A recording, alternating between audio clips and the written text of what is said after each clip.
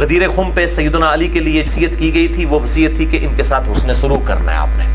وہاں پر اہل شام اور اہل مدینہ تھے، ان کو ڈرایا گیا تھا کہ علی کے ساتھ برا سلوک نہ کرنا، لیکن پھر باز نہیں آئے اور وہی معاملات ہوئے. اور لکھا ہے جی وہاں پہ اہل شام اور اہل مدینہ تھے، ان کو ڈرایا گیا تھا کہ علی کے ساتھ برا سلوک نہ کرنا، لیکن پھر بھی باز نہیں آئے اور وہی معاملات ہوئے. مرزا جی سے کوئی پوچھے وہاں جو اہل مدینہ اور اہل شام موجود تھے غدیر خم پہ، وہ صحابہ تھے یا کوئی اور تھے؟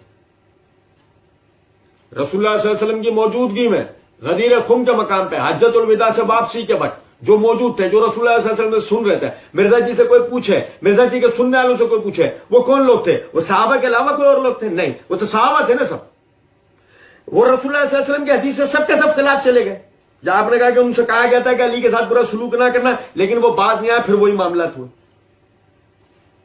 کہتے ہیں تو میرا تو اس حوالے سے یہ موقف ہے، چونکہ آپ نے میرا موقف پوچھا تو میں بتا رہا ہوں. نہیں مرزا جی، آپ کا موقف جو جس بات پر پوچھا گیا تھا نا، آپ نے اس پر تو اتنی بات نہیں کی جتنے آپ نے شکوک و شبہات پیدا کیے.